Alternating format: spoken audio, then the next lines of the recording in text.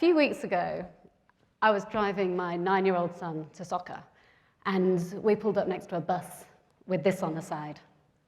And he looked and he said, "Why is that a show?" Like, obviously, great question.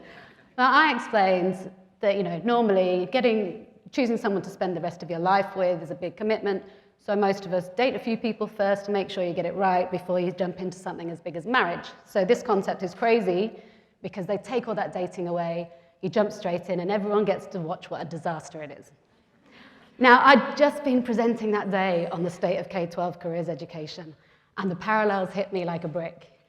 We ask students to make a high-stakes decision at an arbitrary point in time based on limited information and no chance to test it out. It's the same concept, but it's for real. And the results are equally as disastrous. Ask any group of adults about their careers advice at school, and they'll tell you hilarious stories about the narrow options they were given or the crazy test result that got spat out for them. But it shouldn't be funny. The work we do, what we choose to spend our lives doing, has a major impact on our identity, our lifestyle, our health, our happiness. But I'm yet to meet anyone who thinks that the way we prepare people is good enough. And as a society, as educators, and as parents, it's strange that we accept that something so important is so underdone. We have to do better. Because, just like we've looked at this morning, thinking about what you can contribute to the world, what you could become, should be the most inspiring and motivating thing a person can think about. And when we put that at the heart of things, it has the power to solve some of the biggest challenges we're facing. Because here's what's happening. Humans have this innate ability to imagine the future. And that drives what we focus on and what we spend all our time on, what we're interested in. And very young children see the world around them and start doing that. Their play reflects what they see in the world and where they might fit. And then they go to school, and we say, just focus over here on what we say is important for your future. Meanwhile, this awareness of what's possible starts to reflect their field of vision. But the field of vision is very different for people from different places, from different backgrounds. And from that narrowed field of vision, we start to narrow it even further with gender and social stereotypes and other influences. Things like video game designers are guys, so that won't really be for me. Or parental influences. Our family are doctors, you'll be a doctor. Or influences from media. Being a lawyer looks pretty glamorous and easy, I'll do that, and you get to marry a prince. Or more general perceptions about what their future will hold. People like me have lives like this. Now, if we do nothing, then our outline for our lives can be written for us during these critical years. And at the same time, as that narrowed world of possibilities is getting hardwired, we see this drop-off in hope about the future and academic engagement post-Year 5. That's down to the baseline in Year 9 that we see 44%. And we know what this looks like. We all know what that looks like. I remember personally when I was at school, starting to see which of my friends fell into this statistic. There was one guy in particular that I think about often. He was super smart and had so much potential. And he wasn't lacking great teachers. He wasn't lacking engaging content. He wasn't lacking a loving and supportive family. What he didn't have was a compelling future for what he could become. His postcode was becoming his destiny, and for that, school wasn't very relevant. But being really tough and really cool was. So we all know this instinctively, but there's also hard evidence that if we can create a compelling vision for their future at that critical time, it can increase student engagement, increase attendance, decrease delinquent behaviors, increase long-term academic outcomes and vocational outcomes. And we can go through the whole gamut of evidence for this. What they're actually doing, we can play a compelling vision for their future, helps them put the why back into what they're learning. It makes it personal. But we're not doing that. What happens is we do pretty much nothing until year 9 or 10, and then most students go through this one-size-fits-all process where they're funneled in to make a decision, usually involving an outdated test or a quick chat. And that one-off decision is supposed to set them off on this linear career path for life, but like we've already said today, their lives and careers are not linear or predictable. In fact, just 18 months after making this one-off decision, more than 70% are being knocked off course. And because they focused on a decision instead of having the skills to navigate, they get stuck and they become part of this massive unemployment and youth underemployment statistic, taking nearly 3 years to transition to full-time work and costing $4.5 billion in lost GDP every year. It's a problem worth solving. We need to create learners with the skills not to survive, but to thrive in change. Just reinventing the same system of inputs and outputs is never going to keep pace with how fast the labour market is being disrupted by technology. We need to move to this. Teach people the explicit skills to explore, design, and navigate their future ongoing. But it's going to take a new model. We need to move from this decision time support and scramble for answers to a whole school approach that delivers it early, often, and integrated from those critical upper primary years, teaching them the adaptive skills they're going to need for a lifetime of learning and course adjustments and personalized guidance. What's right for them?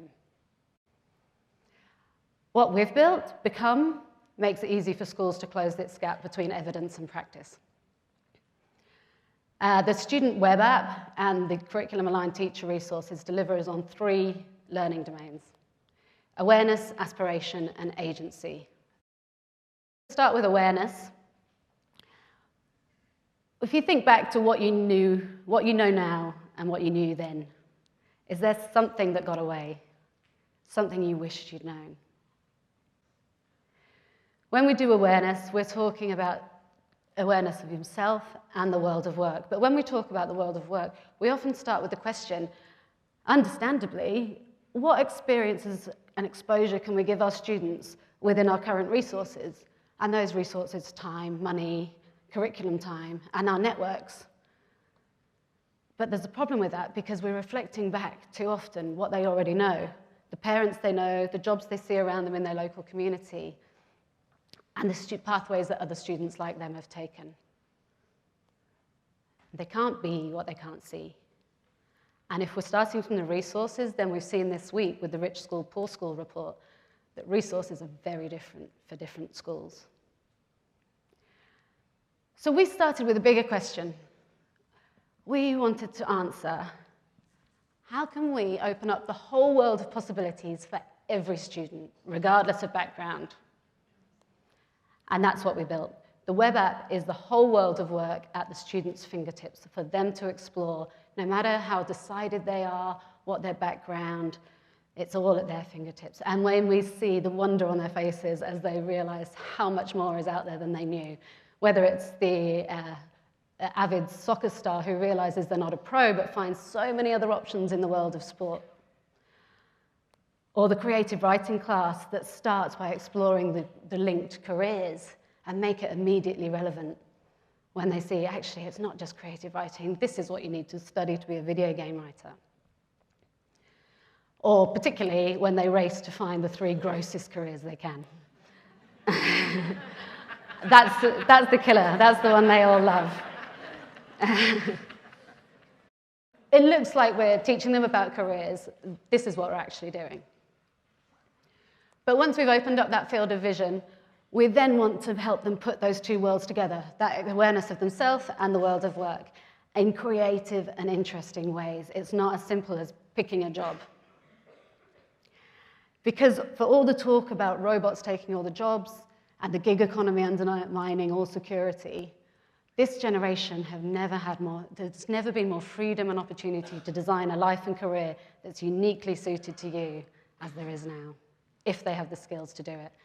And we see students hacking the hell out of roles once they know they can, and creating lives and careers and visions for their future that are as unique as they are. Just last week, I saw a concept where a student had combined a love of painting and fine art with a love of baking, and put them together in an amazing concept for a gallery and a painting exhibition space and a cafe, complete with a business model. We're missing a trick when it comes to those aspirations. We know 87% say they're thinking about it often or all the time, but less than 10% have discussed their ideas with a teacher. How's that for a quick win for every student is known, valued, and cared for? And we know that if we connect students that say that their teacher knows their aspirations for their future,